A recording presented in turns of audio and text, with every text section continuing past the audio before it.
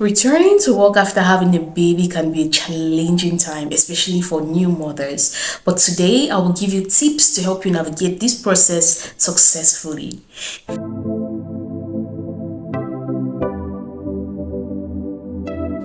Hello, healthy moms. Welcome to Inyango. Inyango means mothers, and here we give you all things motherhood, from tips and tricks to hacks to sharing of personal experiences to help you to just manage this stage of your life and be the best that you can be and make motherhood just a bit easier.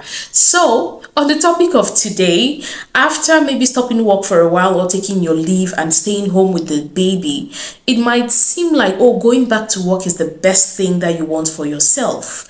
But I can assure you, be rest assured, that for some reason or with some people, after you actually get to work and start working, you realize that about 1 week into you working, you start to second guess yourself. You start to ask yourself questions on, is this really the right thing I'm doing? Am I sure that this is what I wanted to do? You start feeling like you would have loved to have more time with your baby. You start maybe going home and your baby is not very eager to come to you, and then you start feeling some form of guilt, right?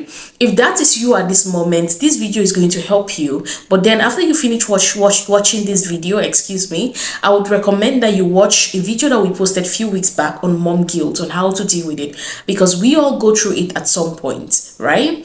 And I just understand that balancing the demands of a career and needs of a child can seem really overwhelming. But with the right strategies and support, it is possible to find a balance that works for both you and your family. It might be chaotic sometimes, but it is possible. One strategy for balancing work and motherhood is establishing clear boundaries and priorities. This might involve setting specific work hours and sticking to them seriously, or prioritizing certain tasks and delegating others if you have that option. It is important to communicate your needs and your limitations to your employer and colleagues, and to be willing to ask for help when necessary.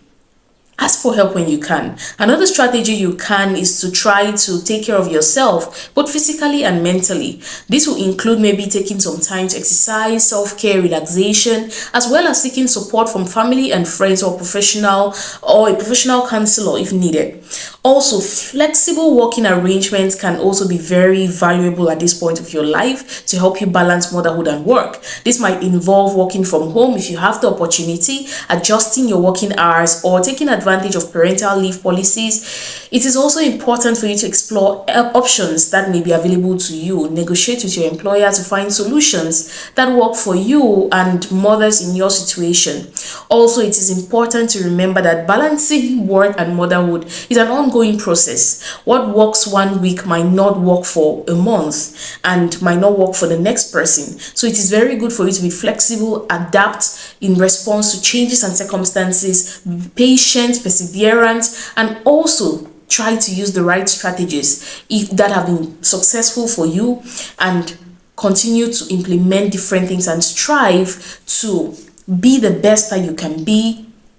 Do whatever you need to do, but make sure that you don't fall out of what you're supposed to be doing, because most times when mothers start to struggle like this, they end up just feeling like, oh, I either take my work or I take my family. Most times there is something that you can do to balance these two, right? There is something you can do, and if you can just put in the effort to do it, then you can come out of this victoriously.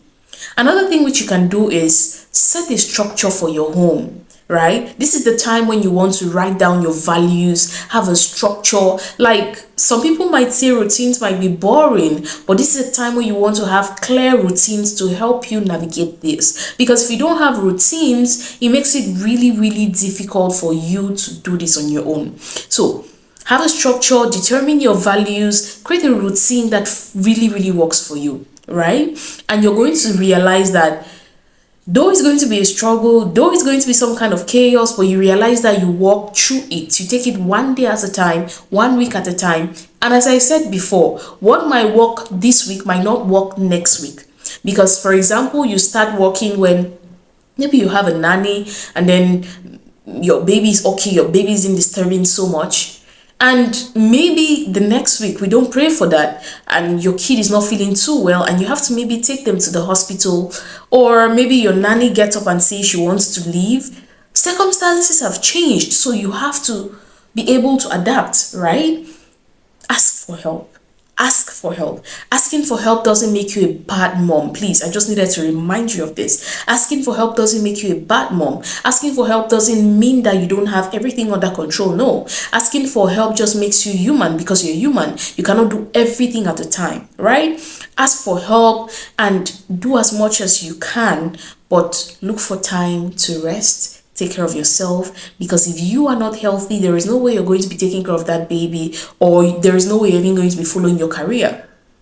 So despite all the stress and everything that might be going on in this period of you wanting to go back to work, find out time to rest, because it is very important for you. So I hope you picked out something from this video that could actually help you. And as you can see, we have a new baby here. Yeah, we have a new baby, and I'll be explaining more on it on my other channel, Applemelon, which talks about nutrition for kids and simple ways to make kids smart. If you can read the title, that's Applemelon Mommy's Little Reader. It helps kids to read. So if you're somebody who is interested in getting your kids to be super smart and you want your kids to start learning, go to our channel, check Applemelon on YouTube, or I'm going to just leave the link of the channel down below so you can watch the video which explains everything that we have in this. It's actually a kit, a mommy's little reader kit. Explain everything that we have in this kit and how you can use it to get your toddler from as young as 2 years old to start reading. As young as being 1 year old, as far as the child can talk, then to me they can read. Right? So if you're interested in that, to make sure you check the link down below, and do not forget to check the link on how to deal with mom guilt, because as far as you're following a career and you're taking care of your kids, you're going to get mom guilt at some point, and you need to know how to navigate that particular point when it comes. So thank you so much for watching today. If you're new here, I hope you can consider subscribing, because it helps the channel grow, and I believe that some other day we might post a video which you might be interested in, and if you're not subscribed, you might not get a notification.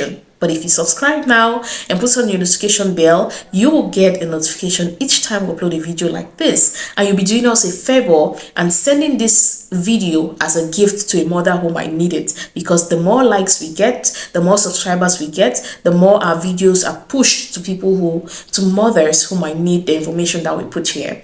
And if you're an old subscriber, thank you so much for always coming back here. Let's keep raising healthy moms with healthy homes, healthy, wealthy, and exemplary moms. And see you next week, same time, same place. Stay blessed. Bye.